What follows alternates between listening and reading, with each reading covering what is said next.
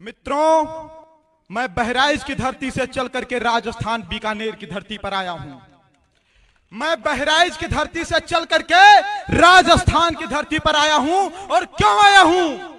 अपने बिटिया की शादी देखने नहीं आया हूं, अपने लड़के की शादी देखने नहीं आया हूं, गेहूं का रेट तय करने नहीं आया हूं, संपत सारों जी से कोई बिजनेस डील करने नहीं आया हूं।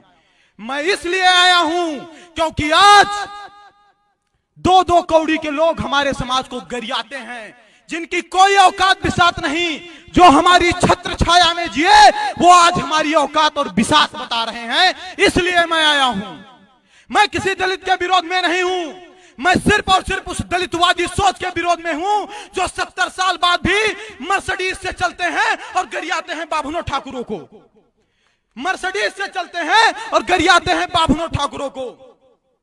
आज वर्तमान की जो स्थिति है यह सवर्ण समाज के लिए बहुत दयनीय है, लेकिन हमारे दलित समाज के जो लोग हैं आज वो हमारे खिलाफ खड़े हैं। उनको समझना चाहिए कि उनकी लड़ाई सवर्ण की से नहीं है, उनकी लड़ाई उनके समाज के क्रीमीलियर दलितों से है। क्यों? क्योंकि 22.5% रिजर्वेशन में कोई सवर्ण नहीं जा सकता।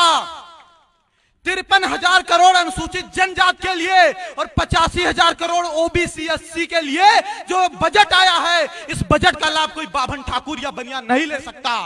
इस बजट का लाभ लेंगे रामविलास पासवान जैसे लोग, इस बजट का लाभ लेंगे उदित राज जैसे लोग, इस बजट का लाभ लेंगे मायावती जैसे लोग, इस बजट का लाभ लेंगे सावित्रीबाई फुले जैसे लोग। फिर आप कैसे कह सकते हो कि हमने आपका शोषण किया है? शेर अगर सो जाए तो कोई ये ना समझे कि शेर की शक्ति कम हो गई है। बेशक शेर कुछ देर के लिए सो रहा है, लेकिन जब भी जगेगा अपनी ताकत के साथ जगेगा। यहां पर बात बताई गई है कि 95% बनाम 5% दलितों की। लेकिन एक बात मैं बताना चाहूंगा, मैं आपको सिर्फ उसी हद तक प्रसन्न करूंगा जिस हद तक हमारे स्वाभिमान पर ठेस नहीं पहुंचेगा। लेकिन मैं अपना स्वाभिमान बेचकर आपको प्रसन्न नहीं कर पाऊंगा। यह मेरा वादा है, यह मेरा कहना है। हम आपके आगे पीछे लगे रहें, हम आपके आगे पीछे लगे रहें, हम आपको नमस्ते प्रणाम भी करें और आप हमको गरियाते रहो तो कहां तक बर्दाश्त करेंगे? हमको आप गरियाते रहो तो कहां तक हम बर्दाश्त करेंगे? जातवाद की बात करते हैं लोग, जातवाद की करते हैं बात। राष्ट्रीय टीवी डिबेट, जो राष्ट्रीय न्यूज चैनल होते हैं उस पर डिबेट होते हैं, और उन डिबेटों में कौन बैठते हैं? भाजपा के प्रवक्ता, कांग्रेस के प्रवक्ता, सपा के प्रवक्ता, बसपा के प्रवक्ता, और स्पेशली एक दलित चिंतक बैठता है कि नहीं बैठता है? स्पेशली एक दलित चिंतक बैठता है। और जो दलित चिंतक होता है वो किसके बारे में चिंतन करता है? सिर्फ और सिर्फ दलित के बारे में चिंतन करता है। सोचिए, उनका स्पेशली दलित चिंतक है, फिर भी वो जातवादी नहीं है। हमने पाड़े, तिवारी, मिश्रा, शुक्ला, सारस्वत और राजपूत लगा लिया, बनिया लगा लिया, अग्रवाल लगा लिया, हम जातवादी हो गए। कैसे हो गए? इन सभी बातों पर हम लोगों को गंभीरता से चिंतन करने की आवश्यकता है। आज समाज में लोग हे दृष्टि से देखने लगे हैं। बाप दादा की रियासतें चली गई, मान सम्मान चला गया, दो दो कौड़ी के लोग गरियाकर चले जाते हैं। हम आप बर्दाश्त कर रहे हैं, सह रहे हैं, सुन रहे हैं। क्यों? क्या मजबूरी है? यहां पर इतने लोग आए, कुछ लोग दुख भी व्यक्त कर रहे हैं, कुछ लोग प्रसन्नता भी व्यक्त कर रहे हैं। लेकिन इन बातों पर ना मैं दुख व्यक्त करता हूं ना प्रसन्नता, क्योंकि जहां से हमने इस लड़ाई को शुरू किया था वहां पर तो मात्र एक लोग हमारे साथ थे। आज भला इतने लोग हमारे साथ तो खड़े हैं, यह हमारी सबसे बड़ी उपलब्धि है। मुझे विश्वास है कि राजस्थान के सभी भाई बहन मेरी बात समझ पा रहे होंगे, और मैं चाहता हूं कि जो भी मित्र जा रहे हैं वो रुके 2-4-5 मिनट, कुछ बात सुने तब जाएं, क्योंकि हम भी बहराइच से आए हैं, उत्तर प्रदेश से 1000 किलोमीटर यात्रा करके आपके यहाँ, और इसलिए आए हैं। मैंने बताया कि मैं अपनी बिटिया की शादी के लिए नहीं आया हूं, आप लोगों के गांव, आप लोगों के जिले, आप लोगों की धरती पर आप लोगों को जगाने के लिए आया हूं। यहां मोदी जी का, राहुल जी का, अखिलेश जी का अगर सभा हो तो 35 रुपए के लंच पैकेट पर लोग चले जाते हैं। मोदी जी, राहुल जी, अखिलेश जी का अगर सभा हो तो 35 रुपए के लंच पैकेट पर लोग चले जाते हैं। रजाई के नीचे बैठकर कहते हैं सर्वेश जी तुम संघर्ष करो, हम तुम्हारे साथ हैं। भैया रजाई के अंदर से लड़ाई नहीं लड़ी जाती और ना रजाई के अंदर से लड़ाई जीती जाती है। अगर सारी लड़ाइयां रजाई के अंदर से लड़ी और जीती जाती तो मंगल पांडे को ना गोली चलानी पड़ती और भगत सिंह को ना फांसी पर चढ़ना पड़ता। मैं कहना चाहता हूं कि आप अगर मेरे संघर्ष में साथ हैं तो आप आइए, और अगर आप आएंगे तो हमें संघर्ष करने की आवश्यकता नहीं पड़ेगी। अगर यह समाज जगह ही होता, अगर यह समाज जगह ही होता तो आज ऐसी सभाओं के आयोजन करने की आवश्यकता ना पड़ती। आज हम लोग इतना संघर्ष कर रहे हैं, दिन रात दौड़ रहे हैं, 15-15 दिन, 20-20 दिन हम लोग सिर्फ और सिर्फ यात्रा में रहते हैं समाज को जगाने के लिए। अभी हमारे उत्तर प्रदेश के फिरोजाबाद में कुछ छत्रियों ने अपने दरवाजे पर लिख दिया कि यह मकान बिकाऊ है। क्यों? क्योंकि वहां पर दलित आतंकवाद है। क्यों? क्योंकि उनके पर SC/ST एक्ट लगवाकर उनको प्रताड़ित किया जाता है। हम वहां पर गए और उनसे हमने बताया कि देश के लिए क्षत्रिय मरा, धर्म के लिए क्षत्रिय मरा, और आज अगर क्षत्रिय अपनी दीवार पर लिखेगा कि यह मकान बिकाऊ है तो हम कहां रहेंगे? अगर आज क्षत्रिय लिखेगा कि यह मकान बिकाऊ है तो हम कहां रहेंगे? 2-2 लाख ब्राह्मणों के जनेऊ तोड़ दिए गए, तब जाकर के धर्म बचा। ये जो आज प्राउड के साथ जय भीम और जय मीम के नारे लगा रहे हैं, इनको पता होना चाहिए मोहम्मद गौरी और अकबर के गोलियां तलवारें हमारे बाप दादाओं ने सीने में झेली, तब ये पीछे जिंदा रहे, तब ये पीछे जिंदा रहे। हमारी आबादी कम है, तुम बताते हो कि तुम 15% हो, तुम ये नहीं कर पाओगे। हमारी आबादी हिजड़ों की तरह ताली बजाकर नहीं खत्म हुई है, मर्दों की तरह देश और धर्म के लिए लड़कर खत्म हुई है। 12-12 साल के राजपूत लड़के, उनकी माताएं इसे तिलक लगा देती थी और युद्ध क्षेत्र में भेज देती थी, और जो बहनें होती थी वो जौहर कर लेती थी। यहाँ जनेऊ तोड़ दिए जाते थे, तब धर्म बचा है। मंगल पांडे, भगत सिंह शादी विवाह नहीं किए और देश के लिए लड़ गए, तब ये आजाद है। जिसको आज आप अपने आप को मूल निवासी बता रहे हो ना, एक भी मूल निवासी नहीं खड़ा था देश की आजादी के लिए और धर्म की आजादी के लिए। जिनको यह लगता है कि यहां के बाभन ठाकुर इनका शोषण कर रहे हैं, वो एक बार नजर पाकिस्तान पर डाले जहां ये 23% थे और 1.9% बचे हैं। इनको पता चल जाएगा कि इनका शोषण किसने किया है।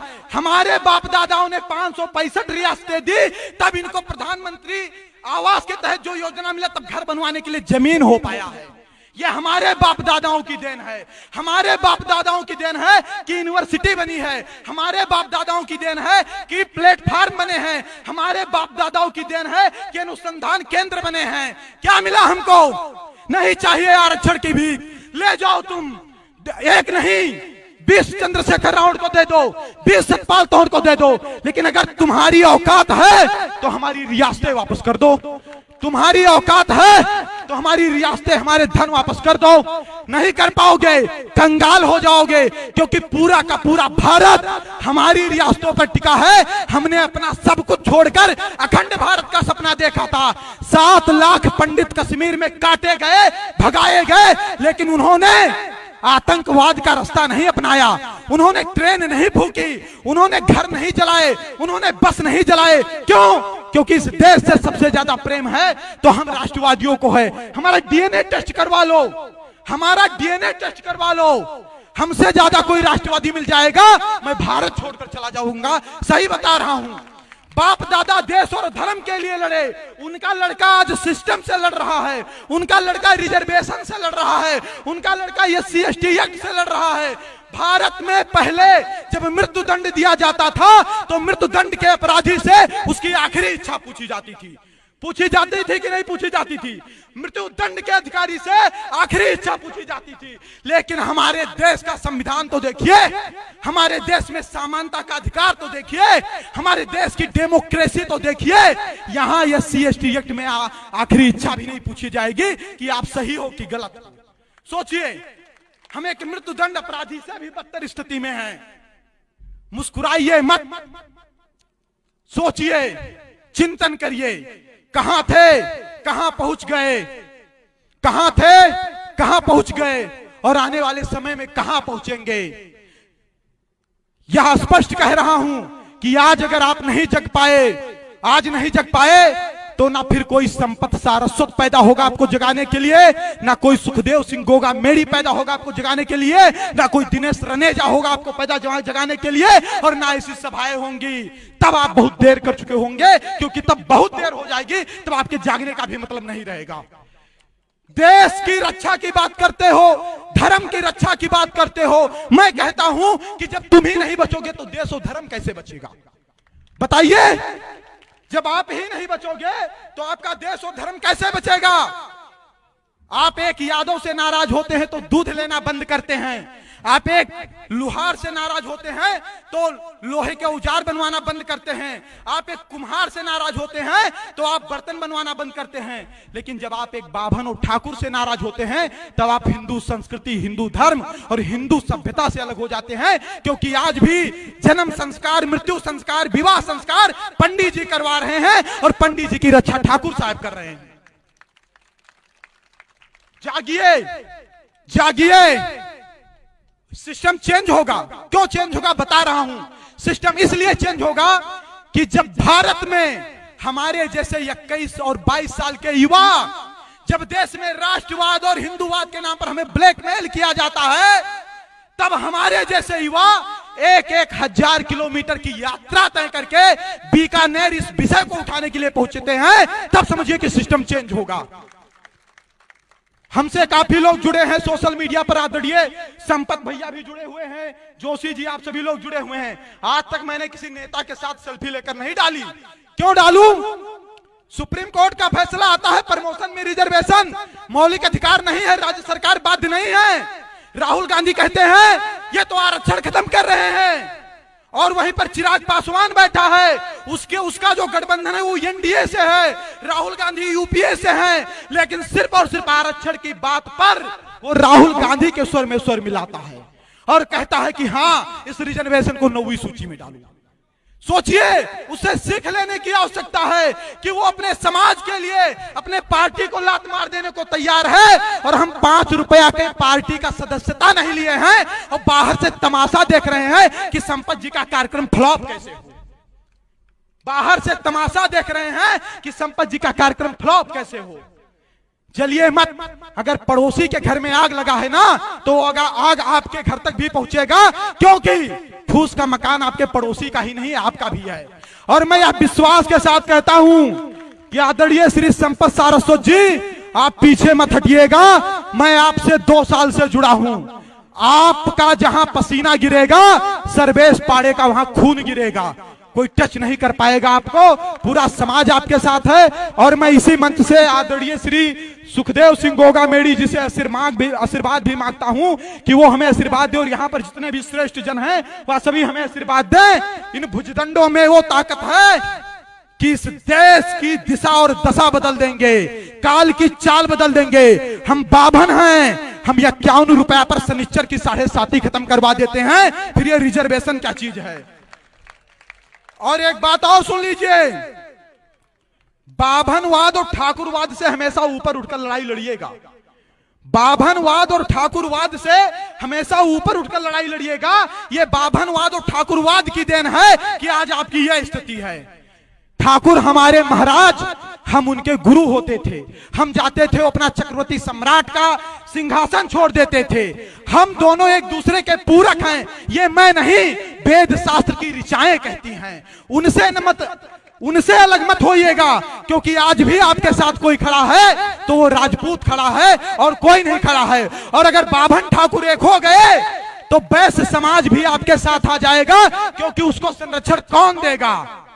इसीलिए मैं कहना चाहता हूं, इन वादों से ऊपर उठे के आपस में बिना संघर्ष किए यूनिटी बना करके हम लड़ेंगे। और सुनिए, किसी भी समाज का 100% समाज सड़क पर नहीं उतरता, मात्र 5% या 10% लोग उतरते हैं। जिस दिन आप 10% भी सड़क पर उतर आए ना, समझ लो सिस्टम चेंज हो जाएगा। हम प्लेयर नहीं बदलेंगे, हम प्लेयर नहीं बदलेंगे, हम पूरा गेम बदलेंगे। जैसे लोग ऐसे दलितों के चरणों में पड़े हैं ना, ये सवर्णों के चरणों में गिर जाएंगे, ये वादा है आपसे। समय का अभाव है शायद, तो मैं इन्हीं शब्दों के साथ अपनी बारी को विराम देना चाहता हूं। छोटा बेटा हूं आपके समाज का। मेरी बातों से अगर कहीं किसी दलित समाज के भाई को भी जो हमारी विचारधारा से तालमेल रखते हैं, मैं जिहादियों की बात नहीं करता हूं, उनसे अगर कोई कष्ट पहुंचा होगा तो आकर के माफी नहीं मांगूंगा, आकर के समझ लीजिएगा, समझा देंगे कि हम गलत नहीं थे। भारत माता की, भारत माता की।